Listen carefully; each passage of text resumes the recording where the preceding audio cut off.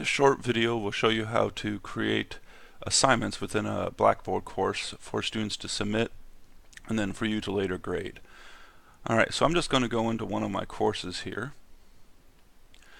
and I already have content here. Most of you will probably just have the course syllabus right here, and so one of the things I like to do is to create my own quote content area. So I've got my course syllabus listed here, and then there's this little plus up here and it says create content area. And so I'm just going to say this is an example, and then I'm going to put available to users and then submit, and it puts it at the bottom there. You can move this anywhere you want to just by kind of dragging this up and down, so I'll drag it there. Now this little block box here just means there's nothing in there, that I don't have any content inside here yet. So I'll click on the example to put some content in here. And so normally most of you are probably used to just doing like create an item, something of that nature, but if you want to create something that students have to turn in, there is under assessment. And there's different types of assessments here. There's test, survey, assignment, smarter measure, and there's also, I believe, a way to do what's called a safe assign. That's more for if you're turning in papers. But we're just going to do a simple assignment. So I would just click on assessment and I'll put assignment here. And then I'll put here the name. So this might be Machines Lab 1.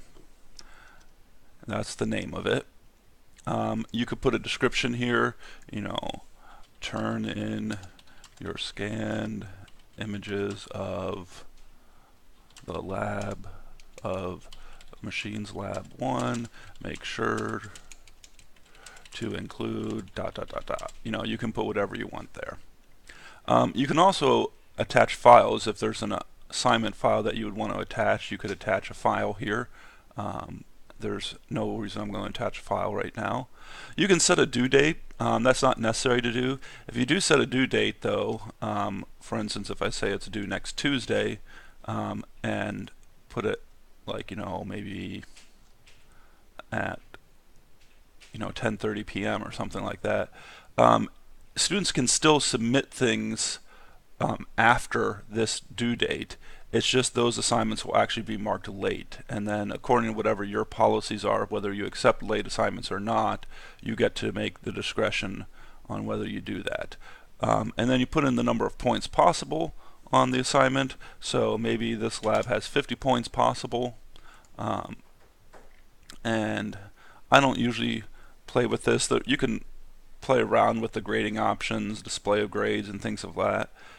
Make assignment available, you can do that. If you want to also make sure that students can't submit after it's due, you can hit the display until, and if you do display until, it will display it until the date that you have set, and then it will disappear from the student's view. It won't disappear from your view, but students will no longer be able to see it. You'll still be able to see it, it's just students won't be able to.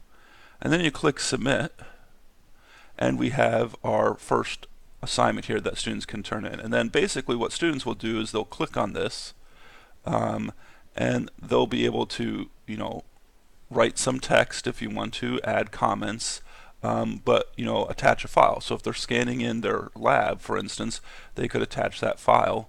And so I'll just say, for instance, I don't even know what this document is, I'll attach that, and then they would click submit. Now by default, students only have the opportunity to submit an assignment once. So I always tell my students, make sure you submit the correct assignment. You're not going to be able to submit it again. There are ways that you can allow them to do additional submissions, but I like to make sure that they get in the habit of making sure that they are aware of what they're doing and they do it correct on the first time. Then if we go to the Grade Center and we go to Full Grade Center, we'll see here, if I scroll over here, the Machines Lab column reporting up here.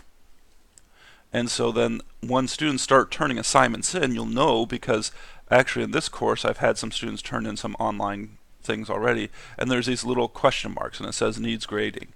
Now you can grade through the full grade center like that, but I like to just click on the needs grading, and then you can kind of see, okay, well, what needs to be graded. I can click on one of the students, and then I can look at their assignment, and I can put in their grade on the assignment.